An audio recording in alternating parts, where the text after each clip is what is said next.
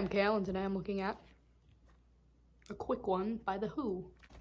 A Quick One is The Who's second studio album, released December 9th, 1966. Now, there are technically two versions of this album. There's the UK version, which is A Quick One, and then there's the American version, which is called Happy Jack. There's not much of a difference between the two, other than Happy Jack songs are arranged differently, and it has the single Happy Jack. And I chose this album because this is the closest episode to Halloween that's not after Halloween. And I wanted to do a spooky album. I was torn between three records. I was torn between A Quick One, The Doors' self-titled, and Igor by Tyler, the Creator, because they're not all explicitly Halloween albums, but they're all spooky. And I ended up going with A Quick One, and I am definitely going to cover the other two sometime. I just don't know when. But anyway, yeah, this is The Who's second studio album, like I said, preceded by My Generation, and this was their attempt to get at a more rock-centric album. The singles from My Generation are very much rock-oriented, like My Generation and I Can't Explain, but the whole album itself is more of an R&B Motown, like, greatest hits cover album, kind of, and this was them steering away from that, going into what My Generation and I Can't Explain was like. And it's a very influential album on The Who's career. They angled into more longer rock opera stuff, and it's not entirely written by Pete Townsend. Let's get into the recording of this album.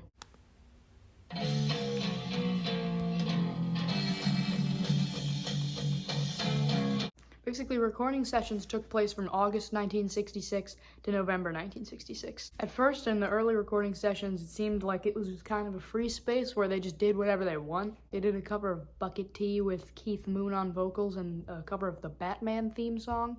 But as the sessions progressed, it started to get more serious and turned into an actual album. Other singles were released in 1966 by The Who, like Substitute and I'm a Boy, but Happy Jack was the only single that was recorded during these sessions. There is some footage from early recording sessions from around August when they were recording Bucket Tea. Luckily, Bucket Tea, or the Batman theme, didn't make it on this album, as if it already wasn't one of the weirdest albums ever released. Now, most songs are still written by Pete Townsend, but there's actually two by Keith Moon, which is the most on any album, two by John Entwistle, and one by Roger Daltrey. And I should probably say the personnel. Roger Daltrey on vocals and trombone, Pete Townsend on vocals, guitar, and tin whistle, John Entwistle on vocals, bass guitar, trumpet, and French horn, and Keith Moon on vocals, drums, and tuba. Keith Moon only does lead vocals on two Who songs.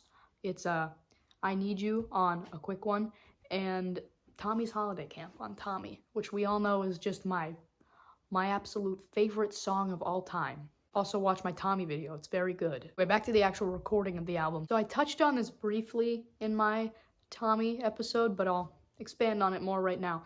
During the midway through the Quick One sessions, when things were starting to actually be normal, and they were recording an actual album and not just random songs and TV theme songs, Pete Townsend comes up to the producer Kit Lambert with a demo tape called Gratis Amatis, which was just a bunch of voices chanting Gratis Amatis in a slightly rhythmic way.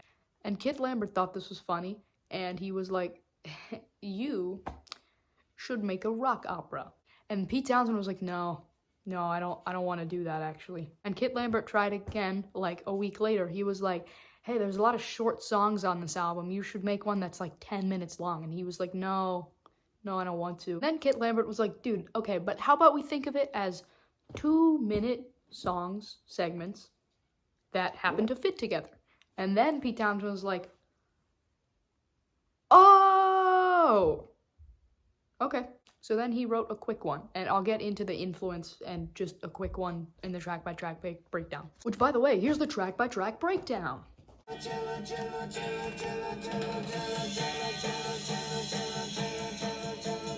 So Run, Run, Run was one of the early attempts on the album where they were actually trying to make a normal song and not a TV show theme song.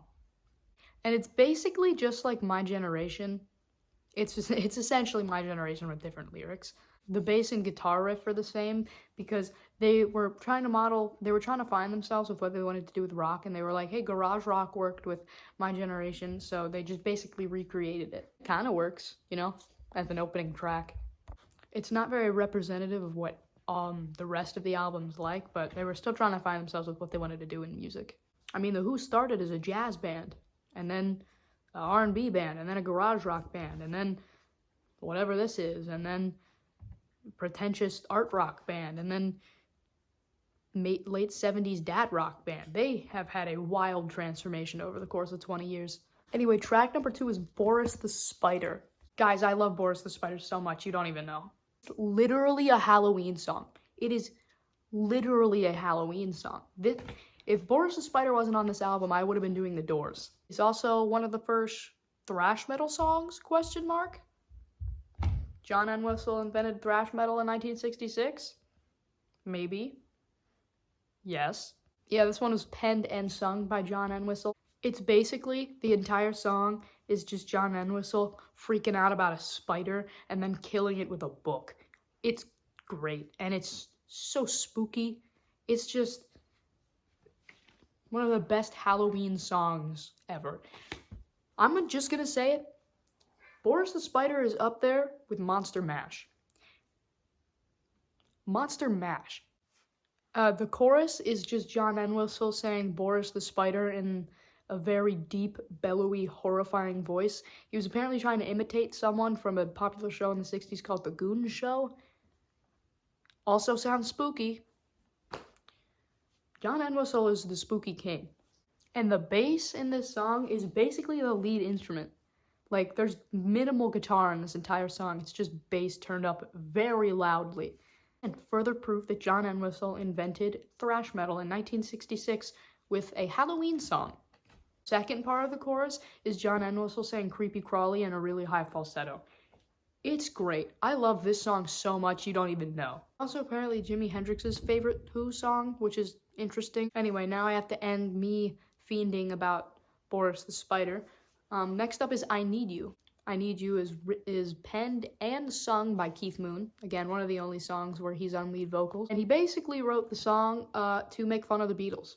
The song was recorded like right after Revolver was released, so everyone was still going off the Revolver hype, and Keith Moon just decided to show affection in the only way he knew how.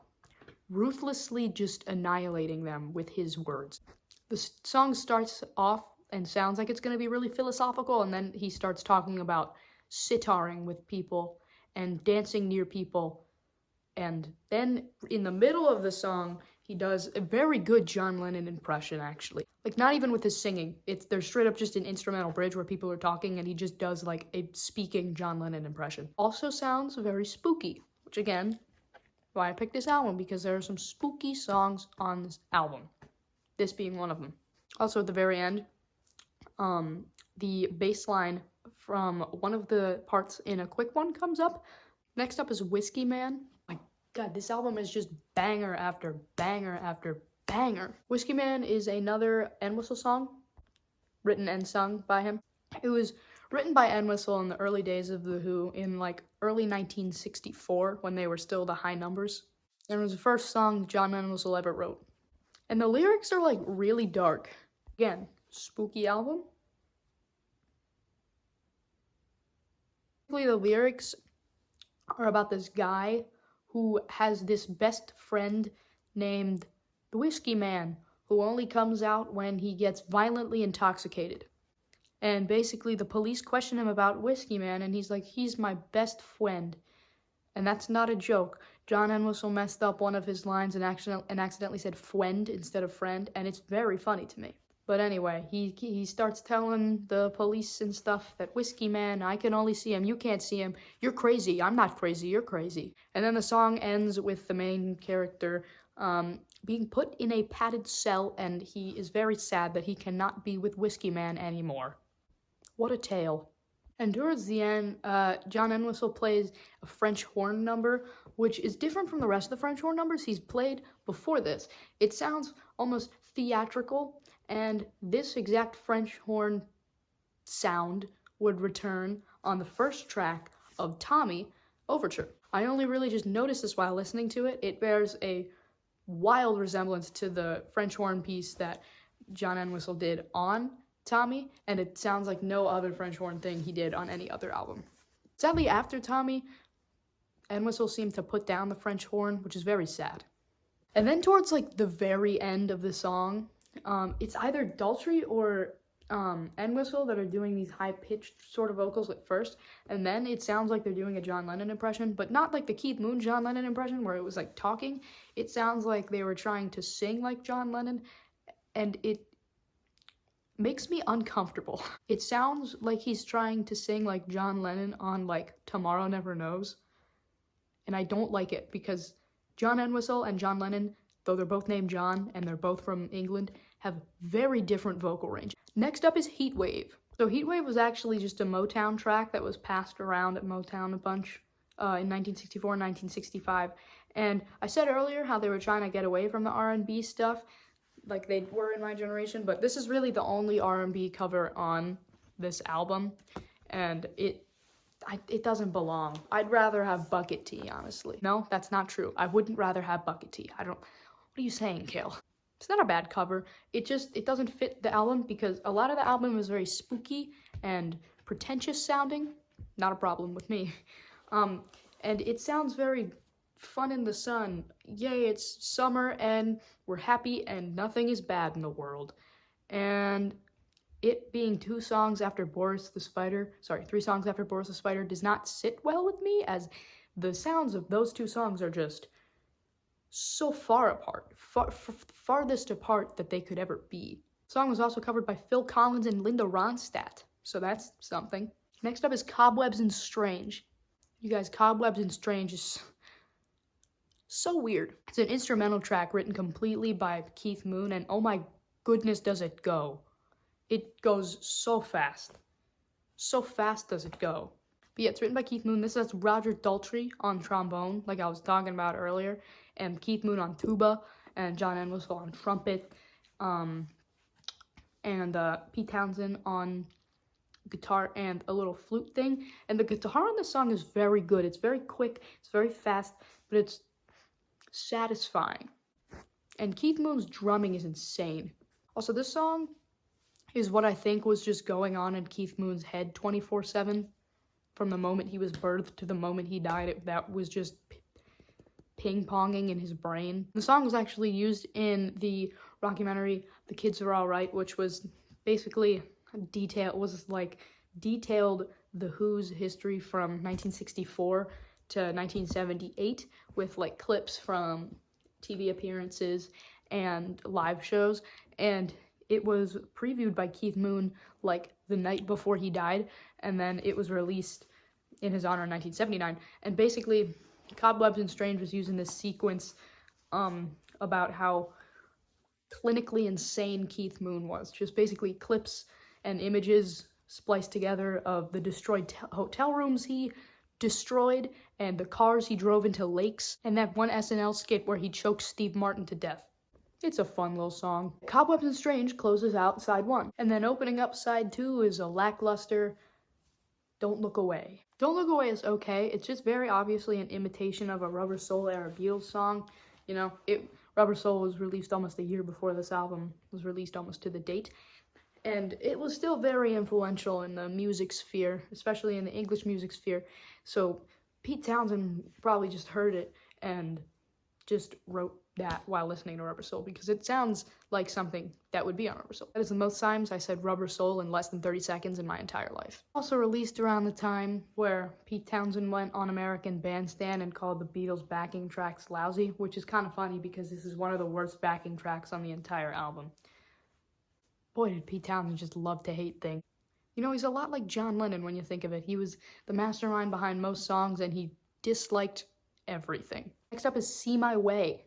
See My Way is the only song on the album that is written by Daltrey. It actually is my least favorite song on the album, so we're just gonna run right past that.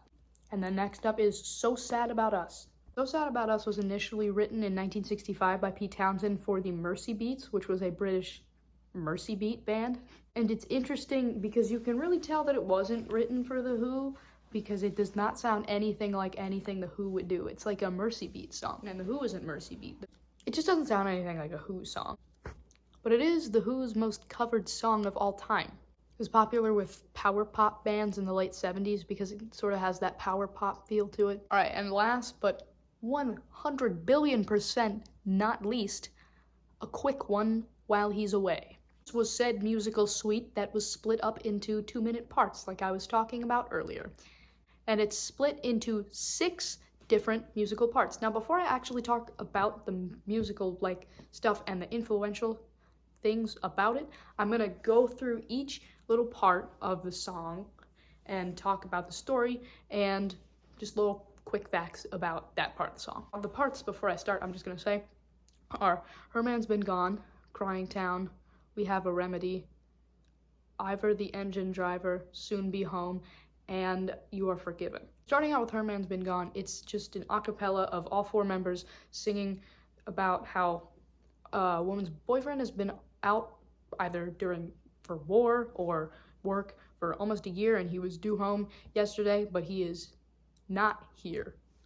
It's adultery singing in a typically low register, which is interesting. If I'm not mistaken, it's Townsend and Enwistle singing the high parts, and Daltrey and Moon singing the lower parts. Next is Crying Town, which is, lead vocals is basically just Daltrey, and it tells how basically this girl has been weeping because said boyfriend has been gone for nearly a year, and he was due home yesterday, but he ain't here. And what's kind of funny is that this part of the song reads as one of the townsfolk being very annoyed that this woman is just crying her eyes out every single day. Your town is very famous for this woman that just screams her head off every single day, man. You gotta move out. I can't take this anymore. And then next is We Have a Remedy, and then they're saying basically, I'm assuming it's the townfolk or said character that will later be mentioned, talking about how they have a remedy for said woman who is just crying her eyes out every single day. Talking about how they'll bring her flowers and give the guy wings to make her fly to her. Doesn't make any sense, but you know, it make her feel better, I guess. And then it basically ends with them chanting fa la la la la la la. It is no longer a Halloween album, it's actually a Christmas album now. And then it ends with a break with John Entwistle talking about how he'll make this girl feel alright and make her not cry anymore because she just won't stop crying. The next section is called Ivor the Engine Driver. Basically, it's an introduction to this other character, Ivor, who is indeed an engine driver, and he's like, everything's fine. I know your boyfriend. He's gonna be home soon. But also, maybe you should dump him and leave him for me, actually. Just takes a complete 360. Also, John Entwistle's accent is so thick that instead of when he says liar, he says lar, which is very funny to me because he sounds like a pirate. Not only is he the king of Halloween, he is a pirate. And then the next part is Soon Be Home, which is the bass line that was in I Need You that I was talking about earlier. I told you I'd reveal it. I didn't forget this time. And basically, I'm assuming it's supposed to be in the form of a letter. It's just the girl's boyfriend being like, we're gonna be home soon. That's all it is. It's we'll soon be home for 45 seconds straight in a nice little, mellow, chill part of the song. It's quite a pleasant part of the song. I would very much just listen to 3 minutes of them singing it. It reminds me, and this is gonna sound weird. I know it's gonna sound weird, but just bear with me. It reminds me of the Curious George movie soundtrack. I will not elaborate further, as I know that this will anger a few people, but this is what that part of the song reminds me of. And that is not an insult. That is actually the highest compliment a song can receive if it is compared to the Curious George film soundtrack. Mwah, God, that is such a good soundtrack. It's unbelievable. One part is Keith Moon tapping on the top of his bass drum with his sticks rhythmically, which is cool. But anyway, and then all of a sudden, Townsend just starts saying, dang, 6 times in a row. Wait. A couple times in a row. I'm not going to count right now. And then basically, they chant cello. Why do they chant cello, Kale? Well, they chant cello because they really wanted to use cello in this part of the song, but they couldn't afford it. They could not afford to put cello in their song, so what did they do? They chanted the word cello. They did this again in Tommy and Fiddle About, where at the end they just said fiddle a bunch because they wanted to use fiddle, but they didn't have a fiddle accessible to them, so they just said fiddle. And the actual part of the song, the girl's boyfriend is home. Oh boy, he's back. And he's at the door, and she's like, oh boy, I can't believe you're back. Basically, I had an affair with a train driver. And you'd think that her boyfriend would be like, oh, how could you have an affair with a train driver? But he actually just says, you're forgiven. How many times does he say forgiven? Like 70,000. And basically they just go off on this tirade for the last minute of the song where they just very violently start saying you are forgiven until John Enwistle says this high harmony and then closes it out. I like to think of this song as Tommy the good ending. Like if 1921 on Tommy didn't end with Tommy's dad killing Mrs. Walker's lover, and it was just like him being like, oh, it's okay, forgive and forget. Which now that I think about it makes more and more sense. It's an alternate universe in the Tommy universe where Tommy's dad does not kill the guy that Mrs. Walker was having an affair with. But this song is like one of the most influential Who songs they ever wrote. Like, this and My Generation are up there. Most people would say, like, My Generation and Pinball Wizard are up there. But, like, without a quick one, what people know of The Who now would not exist. You wouldn't have Tommy, you wouldn't have Quadrophenia, and after that, you probably wouldn't have any of the later Who albums that people talk about. They also played this song live religiously until 1970 when they retired it. They most famously performed it on the Rolling Stones' Rock and Roll Circus in 1968, which is the superior version, I would say. That song, like the Rock and Roll Circus version of A Quick One While He's Away, is one of the best live performances of a song ever. Like, and I'm not even joking, it is one of the best live performances of a song ever. It's up there with, like, the songs on the Rooftop concert. It's up there with the Crosby, Stills, and Nash live set. I wholeheartedly encourage you to, when you're finished with this video, don't click off now. When you're finished with this video, go and watch the live version of A Quick One While He's Away on the Rolling Stones Rock and Roll Circus. They filmed it while on a recording break from Tommy in November of 1968, and it is just chills every time. It's like, if I had to listen to like 3 live performances for the rest of my life, it would be A Quick One While He's Away live at Rock and Roll Circus, Don't Let Me Down live on the Rooftop, and Sweet Judy Blue Eyes live at Woodstock. It is just, it's so much more fulfilling than this version. The version almost feels empty and a little sad, and it's a good song on the record. Of course, it's a very influential song, but the live version from even like Live at Leeds, but especially Rolling Stones Rock and Roll Circus, is just immaculate. Anyway, I'm not going to harp on about Quick One While He's Away live anymore. Anyway, my thoughts.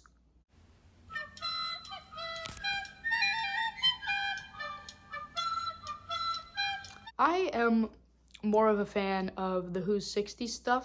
From 1965 to 1971, I said in my Tommy video, was peak Who, I think. After Who's Next, I'm not a big fan. And out of all the albums that they released from 1965 to 1971, this is my second favorite. Of course, is and always will be Tommy, but this is a close second. It is really an underrated album. It's one of the great albums in 1966. Well, technically, and musically, it may sound a little less advanced than, Revolver, which was released a few months earlier, and even, the Beatles, when this was released, they were recording Sgt. Pepper's Lonely Hearts Club Band in, late 1966, which is still technically far more advanced than A Quick One While He's Away, but, the influence on, The Who specifically is very large, and if this album wasn't recorded, The Who's future catalog could have looked very different. And I also think Side 1 is a very good Halloween album. If it was released as an EP and it was just Side 1, it would be a very good spooky EP. Side 2 isn't as spooky, but Side 1 is very spooky. I mean, it straight up has a Halloween song on it, man.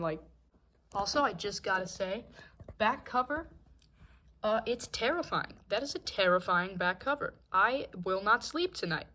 But yeah, that was a quick one. Bye, bozos.